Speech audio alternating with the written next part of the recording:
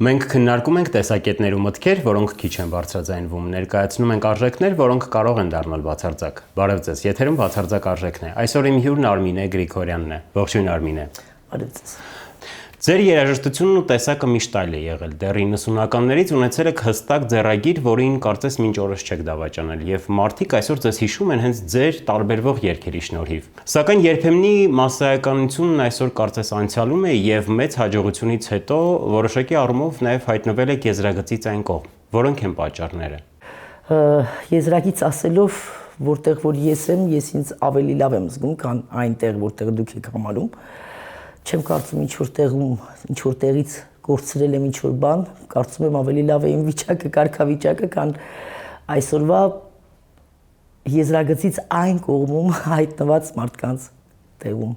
Դուք արդեն տևական ժամանակ էինչ էկրաններին չեք եւ ձեզ չենք տեսնում այսօր։ Եվ կար ժամանակ հիշում եմ, երբ հայտարարեցիք, թե իբր սև ցուցակում եք։ Դեռ այդ ցուցակում եք։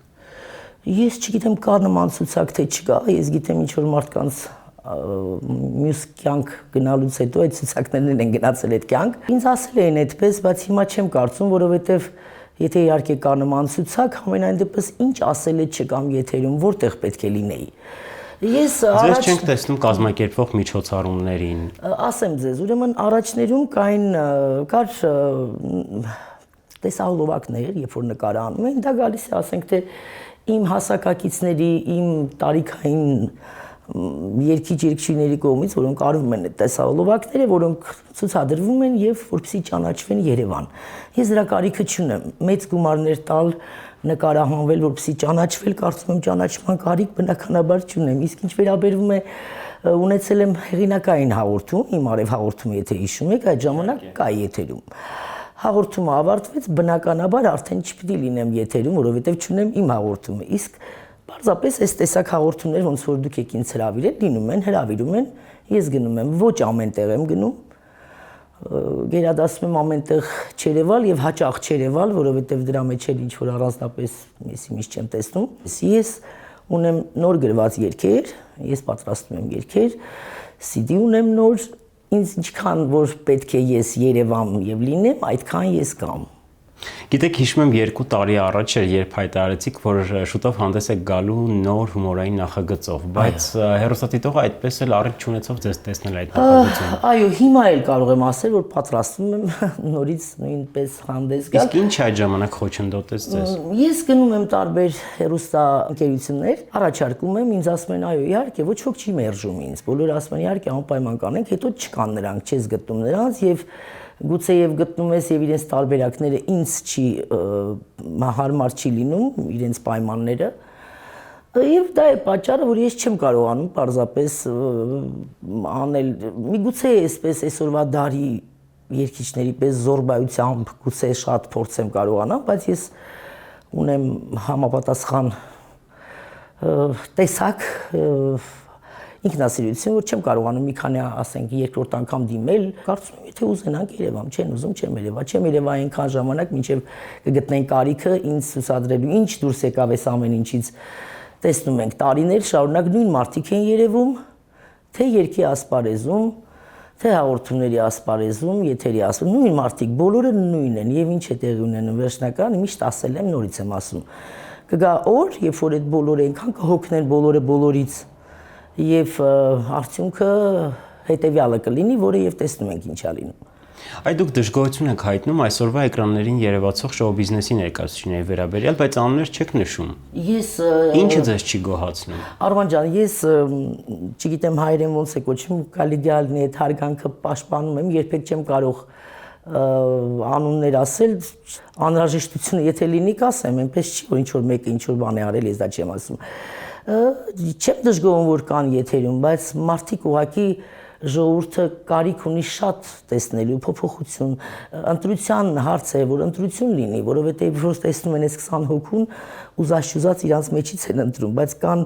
խոսքը իմ մասին չի, ես իմ դարը ապրած մարդ երգչուհի եմ ինձ համարում, դերասանուհի եմ, ես ընդհանրապես կսեմ նրանց, ես երգչուհի չեմ, պարզապես երգել եմ եւ այդպես են ինձ ճանաչել։ Կան շատ երիտասարդ, բավականին տաղանդավոր շատ լավ երիտասարդներ, որոնք ընդհանրապես ոչ միայն չեն երևում, նրանց մասին ընդհանրապես ոչ ոք չգիտի, չեն էլ լսել ինչքան իրանք տաղանդավոր են։ Եթե կա արվեստի մշակույթի նախարար, շատ լավ է, եթե կա հեռուստատեսության գլխավոր պրոդյուսերների, հələ շոու բիզնեսի նախարար է պետք։ Շոու բիզում չկա տեր ու տիրակալ, կան մի քանի մարդիկ, ովքեր ամեն մեկը իրենց կողմն են քաշում եւ տիրություն անող չկա եւ դաշտը երբ որ անտեր է, անտերության է մատնված ամբողջությամբ։ Դրա համար էլ ով ինչ ուզում անում է, ով ուժեղը նա է հաղթում, ովքեր են կարողանում շատ կներեք արտահայտությանս համար փող կպցնել, կպցնողների դար է դարել, դա է պատճառը, որ եթերում երևում են միայն ապաշնոր, անտաղանդ, բայց կարևորը ինքը լավ գումար է կարող կպցնել։ Գիտեք, տենց բաներ կա, պետք է մի քիչ այդ հարցը տենց նյուանսներ կա, որ պետք է հասկանալ եւ Լավ, ձեր դեպքում ինչը պատճառ հանդիսացավ, որ կենսուրախ ու հումորով Արմինեին այդպես էլ չթողեցին երևալ էկրաններին։ Ասեմ Արման ջան, ընդհանրապես երբ որ նոր էր ամեն ինչ սկսվում իմ դեպքում, ես դերասանուհի եմ,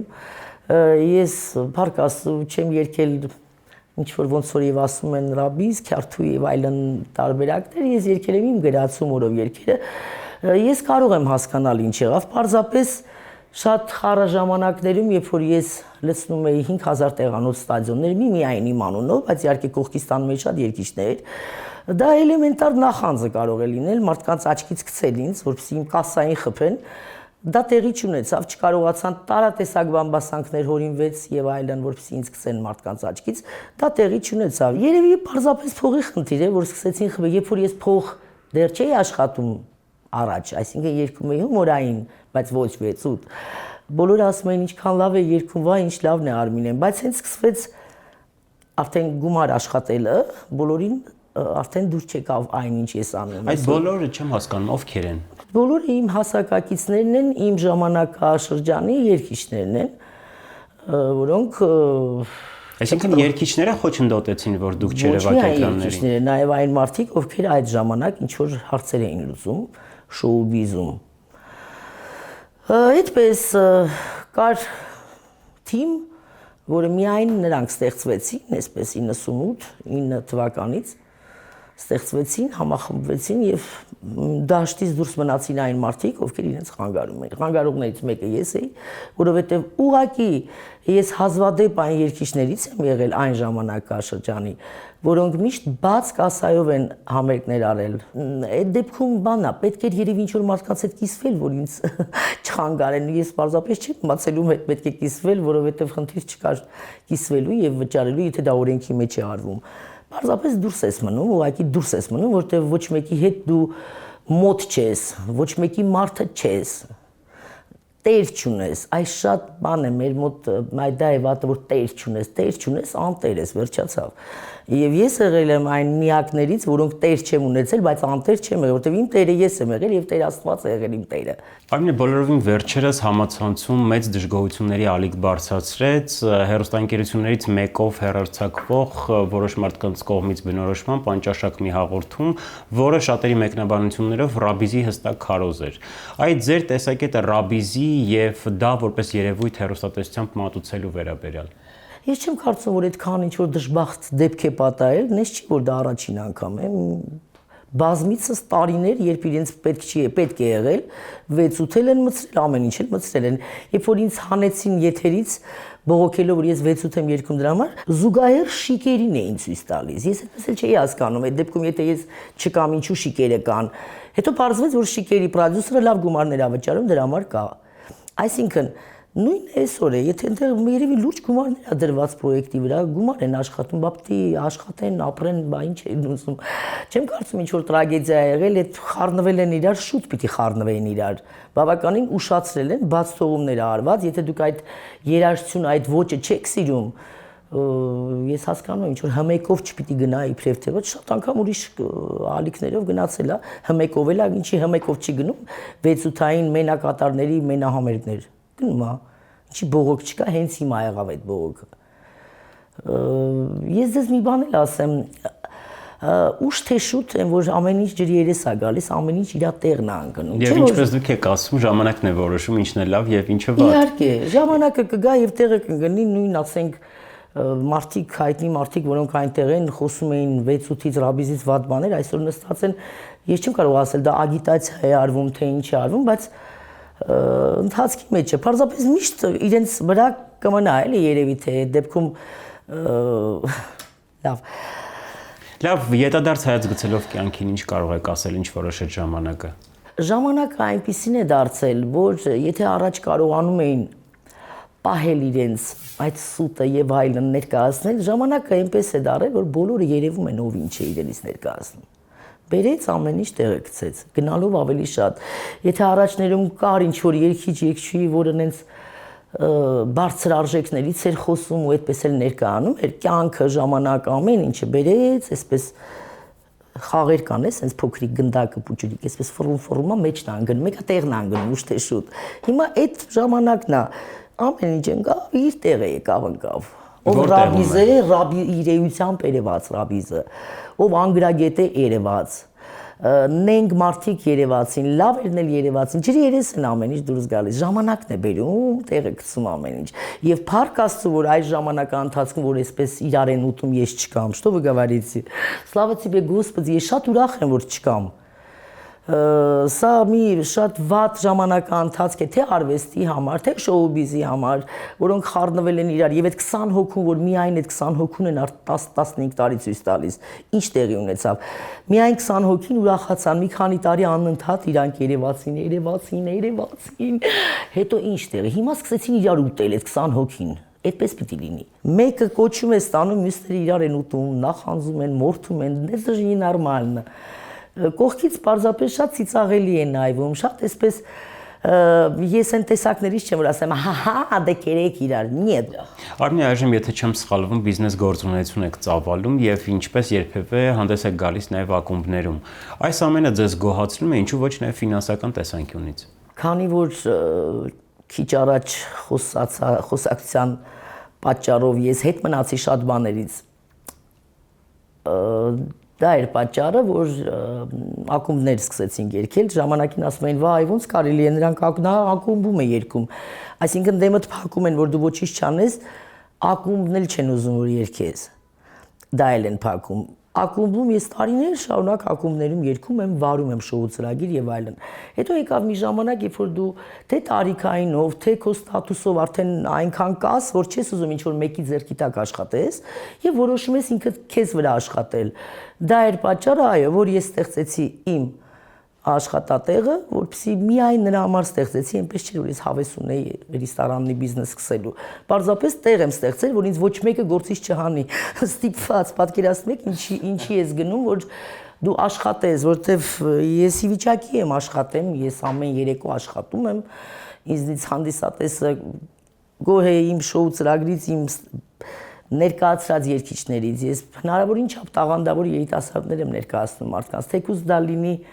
Կերուխումի շրջանակներում ուրիշ տարբերակ չկա, առաջներում Երևանում կային շատ համերգներ, հիմա չկան այդ համերգները, պարզապես չկան, չգիտեմ ինչ արեցին, կերան, ոնց արեցին, այսօր իրենք էլ չունեն։ Ուրեմն ես ասեմ, ես դա հազվադեպ եմ ասում, երևի համարյա թե չեմ ասել, ես տարիներ շարունակ բոլոր զորամասերում Հայաստանի, բոլոր մանկատներում եւ ծերանոցներում մենահամերգներ եմ ունեցել բոլորովին անվճար, տարիներ։ Չկա զորամաս Հայաստանում, չկա շրջան, որտեղ ես համերգներ չունենայի։ Ուղղակի ի տարբերություն իմ գոլեգաների շատերի, ես երգում եի եւ նույնիսկ մտքովս չէր էլ անցնում, էդ էր պակաս, ինչ որ փող ուզես, պատկերացնում ես զորամասերից կամ ինչ որ տեղերից դու գնում ես իսկապես բարեգործություն անելու, բայց իմ նույն ժամանակա ընթացքում գոլեգաները գնում էին եւ գոնե թուղթ էին վերցնում, շնորհակալագիր եւ այլն պահանջում են։ Իսկ նրանք էլ չեն վերցրել, ինձ պետք չի, ես այնքան կամ ես մտել եմ, երգել եմ մենահամերգներ տալ, օրը 4 մենահամերգ եմ ունեցել շրջաններում տարբեր տեղեր, ինձ հասցնում էին Ղարաբաղ շատ արագ շտաբ քշելով մեքենան արագ, որտեվ ղեկավար անձիկ էին ասում, որ շտաբ պետք է հասնես Ղարաբաղ, այս ինչ համերգա սկզբում երգես, տանում էին, բերում էին, գալիս էի Հայաստան, վերադառնում էի Երևան, տեսնում էի եթերով գնում այդ համերգի իմ կտորը հանված, մոնտաժ արած։ Ու դա տարիներ այդպես է եղել, դա պատկերացնում եք ինչ աննորմալ երևույթ է։ Քեզ տանեն, անհանգստացնեն, դու գնում ես, դու մտքովդ նույնիսկ չի անցնում, դու գումար ուզես։ Ամոչի ես գումար ուզեմ իմ զինվորի համար, իմ հայ զինվորների համար, սերունդներ են տեսել, տարիներ շարունակ, նորից եմ ասում, մարդիկ չեն մահացել, բոլորը կան, բայց չգիտես ինչի հերթը երբ որ անցնում, ասում են, էս մարդիկ երկրի համար գիտեք ինչեր են արել, իսկ այ մարդիկ, ովքեր իսկապես ինչ որ բաներ են արել եւ չեն պահանջել ինչ որ շնորհակալ թղթեր, որ հավաքեն հետո դառնան ես իմիջ ներկայացնեն, սուս լուր նստած ենք մենք մեր տեղում, ես եւ ոչ միայն ես, կլինեմ ոնց էլ չնի մարդիկ, որոնք պարզապես որոնցից օգտվել են եւ միշտ նենգաբար բան են արել, էլի հետ են քեզ պահել ամեն ինչից ոնց էլ չլինի պիտի ասվի, չէ, ժամանակին ասում էի մի հատ 6-8 էին երգում, ես թաղում էին, բայց այսօր տեսել եք ինչ է կատարվում եթերում, ինչ են երգում 6-8-ը դասական է դարել արդեն, պատկերացնում եք, դարավ այդ բանից ագիտացիայից հակարի անտիրեկլաման ավելի բան բերեց, չէ, իրան ավելի զապրետնի պլոտ սարքեց, որ լսեն մարդիկ ու ինչ նայում ես, տեսնում ես, մեկի հետ շփվում ես, ուրիշ թվում է ուրիշ որակի, ուրիշ տեսակի, ուրիշ ճաշակի, ուրիշ գրագիտությամբ, բայց տեսնում ես ինչ է լսում, սարսափում ես։ Մեղավոր չի, ինչ տվել են, դա էլ լսում, ասում են պահանջարկը դա է։ Ոչ, պահանջարկը դա չէ, պահանջարկը դուք եք տելադրում։ Արմինե, գիտեմ, որ նեղ անձնական հարցեր սովորաբար սխալ է տալը, բայց այնուամենայնիվ հարցս այլ կերպ կփորձեմ ձևակերպել։ Կյանքում մենակ լինելն ու կողակից չունենալը դժվար չէ։ Իսկ ինչի՞ է ձեզ թվում, ես մենակ եմ եւ կողակից չունեմ։ Ես ֆրանսուզ ընկերքի պես եմ, 50 տարեկանում նրանք նոր նշանվում են, հետո նոր կյանք սկսում։ Միգուցե ես 2 տարի դեռ ունեմ նշանվելու համար,